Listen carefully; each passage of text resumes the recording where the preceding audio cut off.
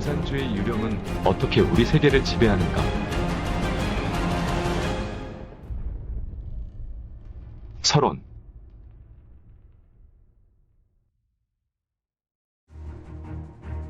동유럽 공산주의 진영은 비록 와해됐지만 공산주의 악령은 아직 소멸되지 않았다. 소련이 해체되고 동유럽 공산 정권이 붕괴한 것은 반세기 가까이 이어져 온 동서 양대 진영 간의 냉전이 종식됐음을 상징한다. 많은 사람이 이를 반기며 공산주의의 위협이 이미 지나갔다고 여겼다.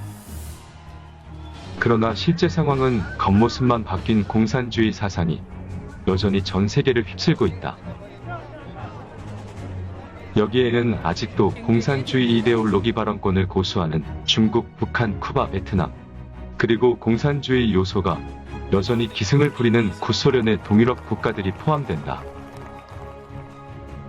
민주 또는 공화라는 이름을 내걸고 사회주의를 시행하는 아프리카와 남미 국가들, 그리고 공산주의 요소에 심각하게 침식당하고도 깨닫지 못하는 유럽과 북미 민주주의 국가들도 포함된다. 공산주의로 인한 전쟁, 기근, 학살, 폭정은 듣기만 해도 몸서리치지만 공산주의의 위협은 여기에 그치지 않는다. 점점 더 많은 사람이 공산주의가 인류 역사상 존재했던 여타 정치제도와는 확연히 다르게 인간성과 인간의 가치 및 존엄성을 적대시한다는 사실을 깨달았다. 한 세기가 넘는 실천 과정에서 소련과 중국을 포함한 일련의 거대한 전체주의 국가가 세워졌고 1억이 넘는 사람을 비정상적으로 죽였으며 수십억 인구를 노예로 만들었다. 또한 세계를 핵전쟁의 가장자리로 내몰기도 했다. 더욱 중요한 것은 공산주의가 가정 파괴, 사회 혼란, 도덕 붕괴, 그리고 인류 문명을 타락시켰다는 사실이다. 공산주의의 본질은 도대체 무엇인가? 그것의 궁극적인 목적은 또 무엇인가? 공산주의는 왜 곳곳에서 인류를 적대시하는가? 인류의 출로는 어디에 있는가? 1. 공산주의 목적은 인류 회멸. 하나의 유령, 공산주의 유령이 유럽을 배회하고 있다. 공산당 선언은 유령이라는 단어로 말머리를 시작한다. 이는 절대로 마르크스의 일시적인 영감이 아니다. 공산주의는 일종의 사조나 학설 또는 인류가 출로를 찾으려다 실패한 시도가 아니다. 공산주의는 공산악령으로 불리며 우주 저층 공간의 각종 부패한 물질과 증오로 이루어졌다. 그것의 근원은 한 마리 뱀이지만 표면 공간에서는 붉은 용의 형상으로 체현된다. 그것은 바른 신을 적대시하는 사탄과 무리를 이루고 각종 저급한 영과 말을 이용해 인간 세상에서 재난과 혼란을 일으킨다. 이 사령의 궁극적인 목적은 바로 인류를 파멸시키는 것이다. 신이 재림의 중생을 구원하는 최후의 시각에 사람들로 하여금 신을 불신하게 하고 신과 전통을 등지게 하고 신의 가르침을 알아듣지 못할 정도로 인간의 도덕을 타락시켜 결국 도태되게 한다. 냉전 이후 공산주의 독소는 구공산 국가들을 계속해서 위협할 뿐만 아니라 일찍이 각종 형태로 전 세계에 침투했다. 이 악령은 사람들의 이데올로기를 통제해 인류 사회의 각 영역에 침투했다. 길을 잃은 자들은 심지어 공산주의를 자신의 생각과 염원으로 받아들였다. 이에 인류의 옳고 그름, 선악의 기준이 크게 기울고 뒤집혔다. 악령의 음모가 거의 실현된 것이다. 공산주의 악령이 섬뜩한 웃음으로 승리를 자축할 때 절대 다수의 사람이 오히려 공산주의가 실패로 돌아갔다고 생각했다. 세상 사람들은 파멸의 벼랑 끝에 서 있음에도 여전히 그것을 알아차리지 못한다. 이보다 더 위험한 일이 있을 수 있을까? 2. 악령이 인류를 회멸하는 주요 방식. 인간은 신이 만들었고 자비로운 신은 줄곧 그의 백성을 지키고 있다. 신이 창조한 인간을 신이 더는 돌보지 않게 하는 유일한 방법은 인간과 신의 연계를 끊어버리는 것이라는 점을 악령은 잘 알고 있다. 악령이 인류를 파괴하기 위해 사용하는 주요 방식은 신이 인간에게 전해준 문화를 파괴하고 인간의 도덕을 무너뜨리고 신이 구원할 수 없을 정도로 인간을 변이시키는 것이다. 18세기 이후 유럽 역사는 격동의 시기에 진입했고 인류 도덕이 전반적으로 하락해 악령이 틈을 탈 기회를 제공했다. 악령은 단계적으로 선과 옳고 그름의 기준을 뒤집었으며 무신론, 유물론, 진화론, 투쟁 철학 등의 그릇된 설을 주입했다. 악령은 사교를 신봉하는 마르크스를 인간 세상의 대리인으로 선정해 1848년 공산당 선언을 발표했고 폭력을 이용해 사유제, 계급, 국가, 종교, 가정을 없애버리겠다고 떠벌였다. 1871년의 파리코민은 공산주의 최초로 정권 탈취를 기도한 사건이었다. 마르크스주의 추종자들은 정권에 관련된 것을 마르크스주의 정치학의 핵심이라고 말한다. 하지만 공산주의의 최종 목적을 제대로 이해한다면 정권에 관련된 것은 공산주의에 있어 중요하면서도 중요하지 않다는 점을 알 수 있다. 중요하다는 것은 정권 장악이 전방위적으로 인류를 파멸시키는 빠른 방법이기 때문이다. 정권을 장악해야만 공산당은 폭력과 강권을 통해 그것의 이데올로기를 퍼뜨릴 수 있다. 중요하지 않다는 것은 정권을 장악하지 않더라도 악령은 여전히 다른 방식을 통해 인류 도덕을 변이시킬 수 있기 때문이다. 기만과 우롱의 수단을 사용해 인류의 사상을 교란하고 전통 문화를 뒤집어 엎고 사회 질서를 무너뜨리고 사회 혼란을 야기하고 사회를 완전히 분열시키는 방식을 통해 전방위적으로 세계를 점령했다. 3. 공산주의 사상은 악령의 이데올로기. 공산주의 악령은 무신론, 유물론을 핵심으로 삼고 거기다 독일의 철학, 프랑스의 사회혁명, 영국의 정치경제학 등의 요소를 혼합해 만든 일종의 세속적인 종교로서 신과 정통 종교의 사회적, 문화적 위치를 대신했다. 공산주의는 전 세계를 그것의 교회로 만들었고 인간의 사회생활의 각 영역을 그것의 통제 범위에 포함시켰다. 악령은 마르크스를 비롯한 인간 세상의 대리인을 선정해 신이 인간 세상에 다져놓은 법칙을 파괴하게 하고 계급투쟁을 선양하여 이전의 사회제도를 폐기하도록 했다. 동방에서는 폭력혁명을 일으켜 정교합일의 독재국가를 설립하고 서방에서는 고복지, 고세금을 통해 부의 재분배를 시행함으로써 점진적으로 비폭력 공산주의를 실행하고 있다.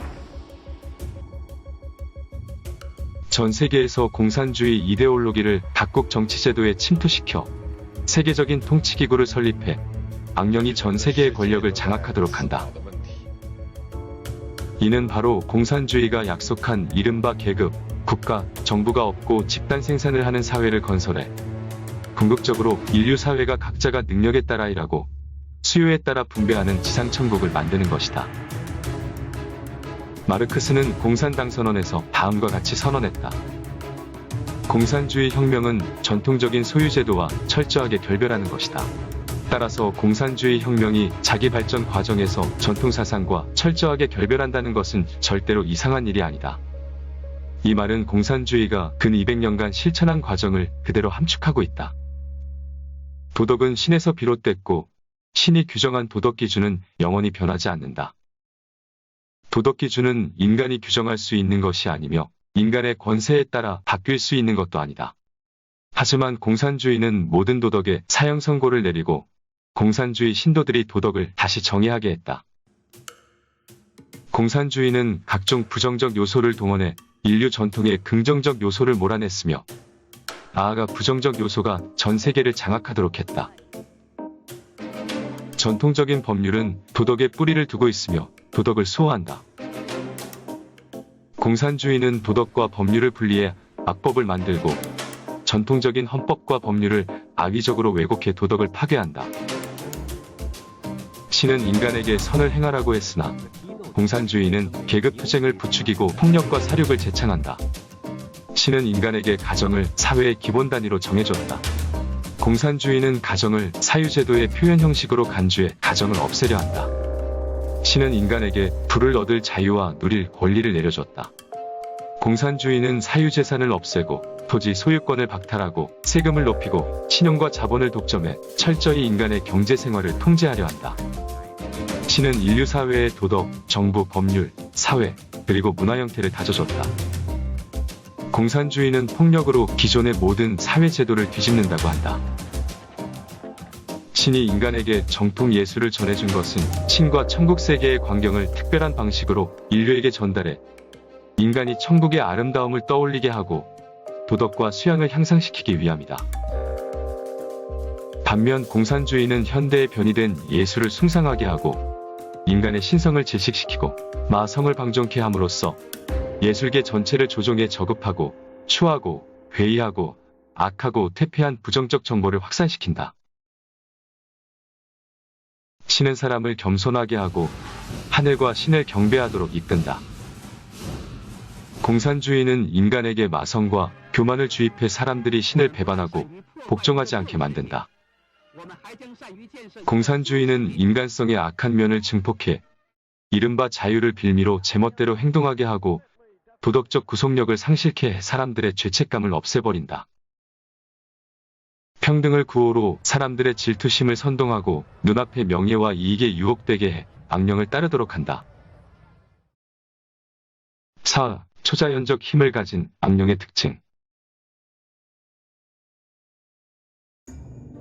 악령은 일종의 초자연적인 힘이다. 공산주의 악령의 속성을 이해하는 것은 악령이 만들어낸 세상의 혼란을 이해하는 열쇠다. 공산주의 악령은 증오로 이루어졌으며 사람의 증오심에서 에너지를 섭취한다. 이 악령은 사탄과 한 무리를 이뤄 인간 세상을 혼란하게 만드는데 때로는 구분할 수 없고 우리 또한 그 둘을 굳이 구별할 필요가 없다. 악령은 동서양에 동시에 배치되고 모든 업종과 영역에 동시에 배치되며 그 힘은 때로는 분리되고 때로는 합쳐진다. 그리고 성동격서하고 차력타력한다. 또한 방식과 규칙에 구애받지 않는다. 악령은 초안전의 창시자로서 종교, 가정, 정치, 경제, 금융, 군사, 교육, 학술, 예술, 매체, 오락, 대중문화, 사회생활, 국제관계 등의 분야를 모두 인류를 파멸시키는 전장으로 만들었다. 악령의 검은 에너지는 한 영역에서 다른 영역으로 아주 빠르게 퍼져나갔다. 70년대 서양의 반베트남 전쟁운동의 열기가 식은 후 악령은 운동권 청년들이 여성인권운동, 환경보호운동, 동성애 합법화운동 등을 추진하도록 조종하는 한편 서양 사회 체제 내로 침투해 내부에서부터 서방 문명을 전복하려 했다. 악령은 불온 사상을 가진 자들을 자신의 대리인으로 만들어 조종하고 선량하고 단순한 사람들을 위선으로 기만해 자신의 대리인이나 변호인으로 삼는다. 악령의 대리인은 사회 최상층, 상층, 중층, 하층, 저층에 모두 분포되어 있기에 악령의 행동은 어떤 때는 아래서부터의 혁명으로, 어떤 때는 위에서부터의 음모로, 어떤 때는 중간층이 추진하는 혁신의 형태로 나타난다. 악령은 형태를 바꿀 수도 있고 분화할 수도 있다. 악령은 다른 공간에 저급한 영을 조종해 자신을 위해 일하게 한다. 색적 마약 중독은 모두 악령이 이용하는 도구가 된다. 만약 한 사람의 생각이 이런 저급한 것에 부합하면 악령은 그를 통제한다. 사람들은 대부분 자신의 생각대로 일한다고 생각하지만 사실은 악령이 배후에서 조종한다. 5. 악령의 다양한 얼굴. 악령에게 다양한 이름이 있는 것처럼 공산주의 또한 다양한 얼굴로 사람들 앞에 나타난다. 악령은 상호대립의 표현 형식으로 세상을 홀린다. 때로는 독재를 강요하고 때로는 민주를 선동한다. 때로는 계획경제로, 때로는 시장경제로, 때로는 전면적인 언론 통제로, 때로는 극단적인 언론 자유로 나타난다. 일부 국가에서는 동성애를 반대하지만 일부 국가에서는 동성애 합법화를 추진한다. 때로는 마구잡이로 환경을 파괴하고 때로는 환경보호를 외치기도 하는 등 일일이 다 말하기 어렵다. 악령은 폭력적인 혁명을 주장하기도 하고 평화적인 체제 변화를 신봉하기도 한다. 악령은 일종의 정치, 경제, 제도로 나타나기도 하고 예술, 문화, 사조로 표현되기도 한다. 악령은 공산주의 독재국가 형태로 나타나기도 하지만 마르크스 레닌주의, 마오쩌둥 사상은 단지 악령의 궤변과 그릇된 사설의 일부일 뿐 결코 전부가 아니다. 18세기 공상사회주의를 시초로 기독교 사회주의, 민주사회주의, 인도적 사회주의, 생태사회주의, 복지국가, 마르크스 레닌주의, 마오쩌둥주의 등 수많은 유파를 목격했다.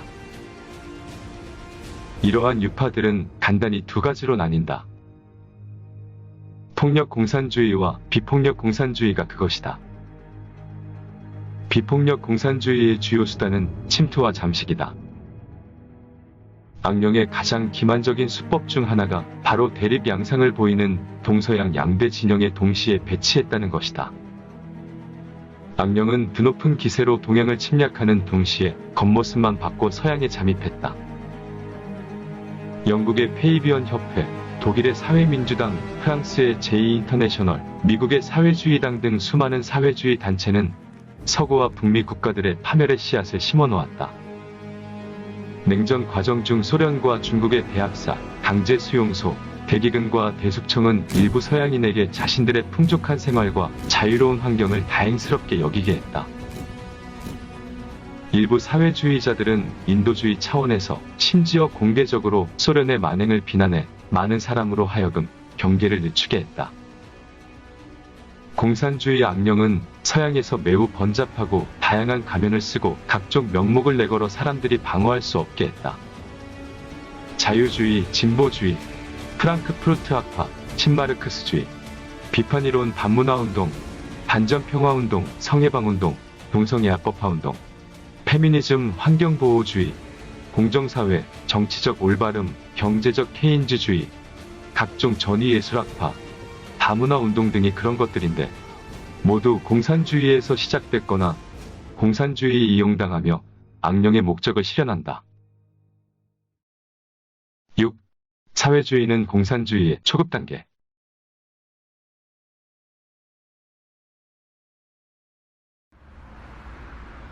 서양 사회 사람들은 사회주의를 공산주의와 다르다고 여김으로써 사회주의가 횡행하는 데 유리한 토양과 공간을 제공한다. 사실 마르크스 레닌주의 이론에 입각할 때 사회주의는 공산주의의 초급 단계에 해당한다.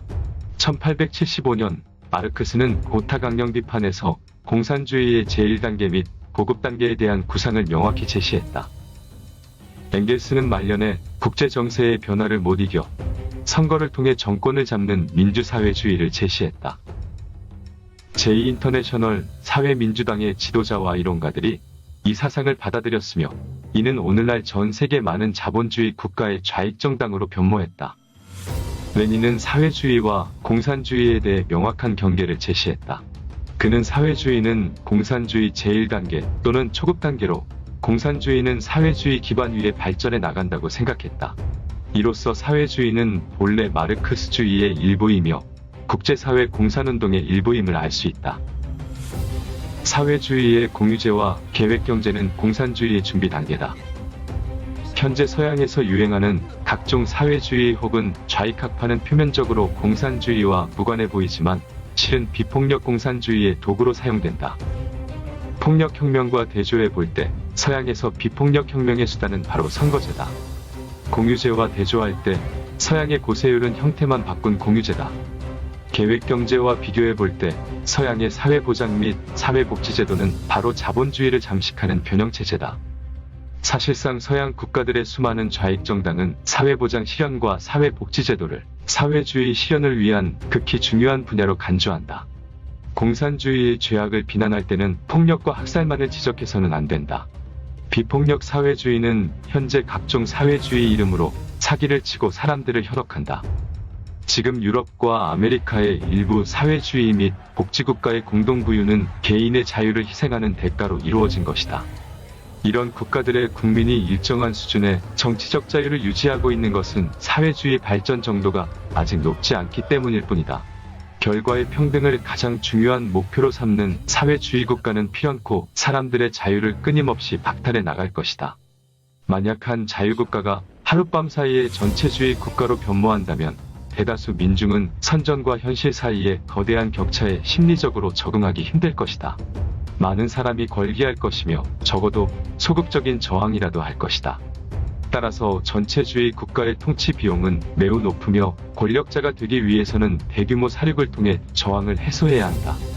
소련과 중국이 모두 평화로운 시기에 대규모 학살을 저지른 주요 원인 가운데 하나다. 전체주의 국가와는 달리 자유사회의 사회주의는 입법 방식으로 냄비 속 개구리처럼 한 발짝씩 민중의 자유를 박탈해 나간다. 사회주의 제도가 몇십 년, 몇 대를 걸쳐 건립되는 동안 사람들은 점점 무감각해지고 망각하면서 적응한다. 따라서 더욱 기만하기 쉬워진다. 그 본질과 목적에서 이러한 점진적인 사회주의는 폭력적 사회주의와 실질적으로는 차이가 없다. 사회주의는 입법 방식을 통해 민중의 평등한 권리를 보장하나 실질적으로는 사람들의 도덕 수준을 떨어뜨리고 선을 향한 자유를 박탈한다. 평등 보장을 주장하며 인위적으로 높은 수준의 사람들을 억제한다.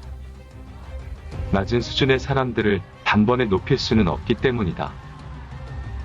특히 도덕적 부분에서 사회주의는 서방 국가에서 차별 반대, 혐오 반대, 가치관의 중립, 정치적 올바름을 구실로 도덕적 판단을 포기하게 만든다. 도덕 자체를 포기하는 것과 다름없는 일이 발생한다. 신을 반대하거나 신성 모독적 언행과 변태 성행위 악한 예술, 성산업, 도박, 마약이 법률적으로 보호받고 합법화, 상시화 과정을 거친다. 이에 신을 믿고 도덕적으로 고상한 집단에 대한 역차별이 발생한다. 궁극적으로는 이러한 집단을 가장자리로 몰아 점차 없애나가는 것이다. 7. 공산주의에 대한 동경은 로맨틱한 환상. 아직도 서구에서는 공산주의의 환상을 품고 있는 사람이 적지 않은데, 이는 그들이 정말로 공산당 국가에서 살면서 고초를 겪어본 적이 없어 공산주의 현실을 제대로 이해하지 못하기 때문이다. 냉전 시기에 많은 서양의 지식인, 예술가, 신문기자, 정치인, 청년 학생이 관광이나 시찰을 위해 소련, 중국, 쿠바를 방문했다. 그들이 본 상황은 그들 국가 민중들의 삶과는 천양지차였다. 공산당 국가들은 기만적인 대외 선전을 극대화했다. 방문자들이 본 것은 그들을 위해 특별히 준비한 모델 마을, 모델 공장, 모델 학교, 모델 병원, 모델 유치원, 모델 감옥 등이었다. 그들을 응접한 자들 또한 사전에 리허설을 거친 공산당원이나 정치적으로 믿을 만한 사람들이었다. 방문자들을 맞이한 것은 꽃, 술, 연애, 천진난만한 남녀, 청년, 미소를 띤 관료들이었으며, 그들이 본 것은 열띤 노동 장면, 평등하고 자유로운 대화, 지식을 탐구하는 학생들, 백년가약을 맺는 결혼식이었다. 그들이 볼 수 없었던 것은 형식적인 재판, 섣부른 판결, 공판대회, 무장투쟁, 비판투쟁, 납치, 강제세뇌, 독방감금, 굴라크 노동수용소, 집단학살, 토지 부동산 재산 몰수, 기근, 턱없이 부족한 공공서비스, 사생활부재, 도청 미행과 상호감시와 밀고, 정권 교체기의 잔인한 투쟁, 특권계급의 극에 달한 사치와 백성들의 고통이었다. 방문자들은 그때 본 허상을 공산당 국가의 실상으로 간주하고 책이나 글, 연설을 통해 사회에 전파했고, 그것이 지금까지도 공산당 국가에 대한 서양인들의 상상을 주도하고 있다. 일부 사람이 공산주의의 맹점을 간파했으나 또 다른 함정에 빠졌다. 그들은 공산주의의 동반자를 자처하면서 집안의 허물은 밖으로 드러내지 않는 법이라고 생각했다. 결국 그들은 정의감과 용기가 부족해 진실을 밝히는 대신 치욕스러운 침묵을 택했다.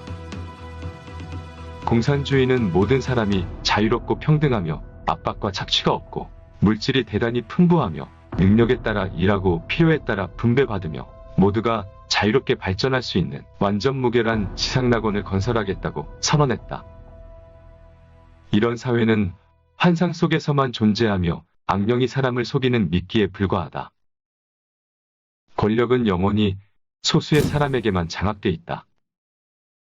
진정한 공산주의 국가는 소수의 사람이 국가기구를 이용해 대중을 억압하고 착취하는 전체주의 국가다. 8. 악령이 야기한 문화 파괴와 도덕 붕괴. 공산주의는 신을 배척하게 하며 종교 밖에서 종교를 공격하는 한편 타락한 종교 깡패들을 조종해 종교 내부에서 종교를 변이시킨다. 종교는 정치화, 상업화, 오락화되고 수많은 성직자가 도덕적으로 타락하고 종교 경전을 함부로 해석하고 그릇된 이론으로 신자들의 사상에 혼란을 초래하고 심지어 신도들과 가늠하기도 한다. 이러한 혼란은 진지한 종교 신도들을 혼란스럽게 하고 절망에 빠뜨린다.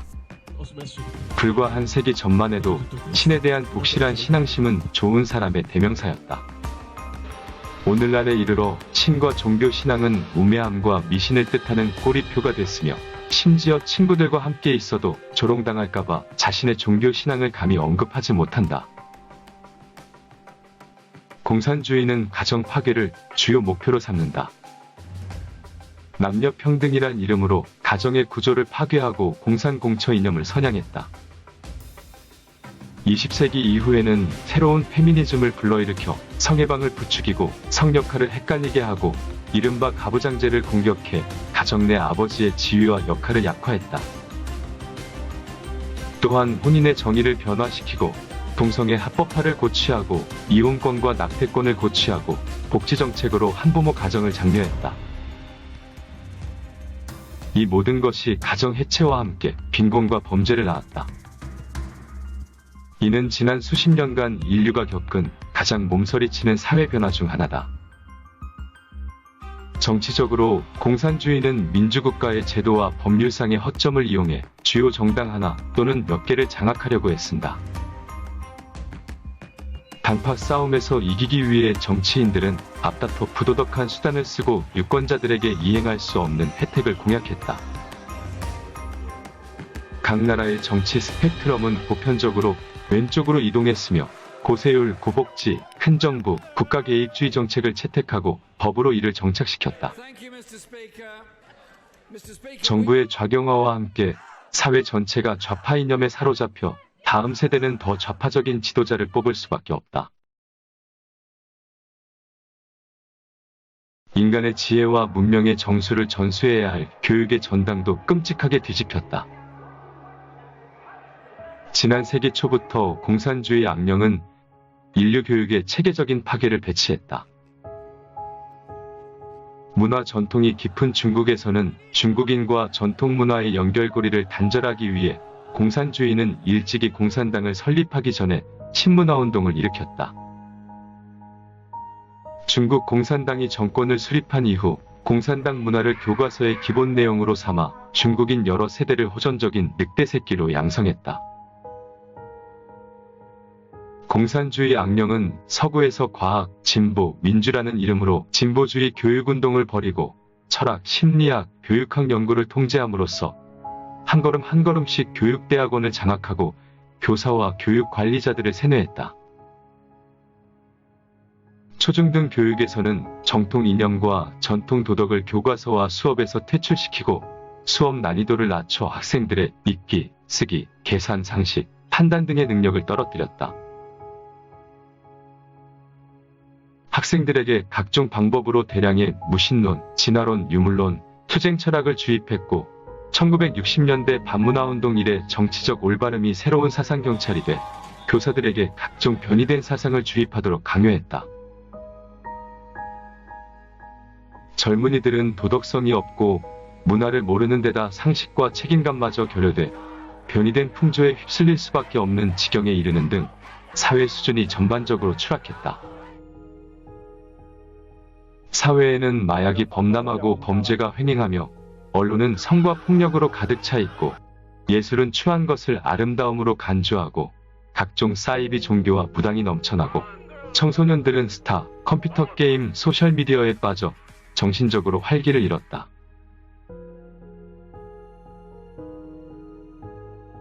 테러리즘이 무고한 민중을 겨냥해 비이성적인 폭력을 일삼고 전통적인 법 규칙의 마지노선을 넘어섬으로써 사람들을 불안하게 하고 공포에 떨게 한다.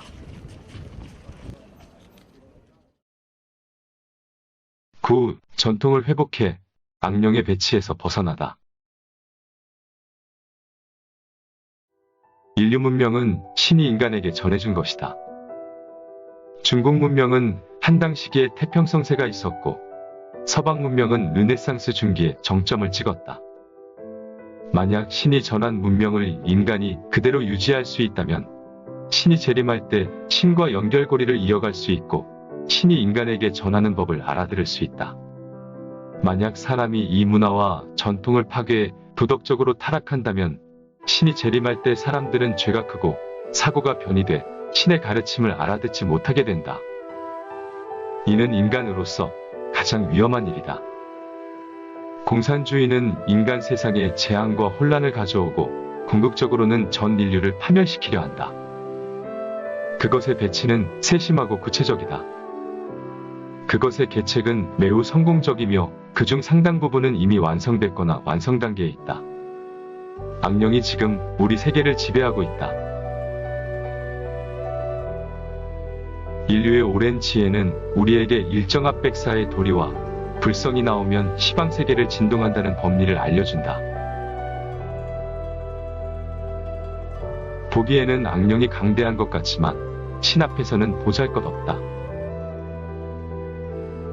사람이 성실하고 선량하고 자비롭고 관용하고 너그러운 본성을 지킬 수 있다면 분명 신의 가호가 있을 것이다. 창세주는 무량한 자비로 모든 생명에게 재난에서 벗어날 기회를 줬다. 만약 인류가 전통을 회복하고 도덕성을 높여 창세주의 자비로운 부름과 인간을 구원하는 천법을 알아들을 수 있다면 인류를 파멸시키려는 악령의 배치를 뚫고 구원의 길에 올라 미래로 나아갈 수 있을 것이다.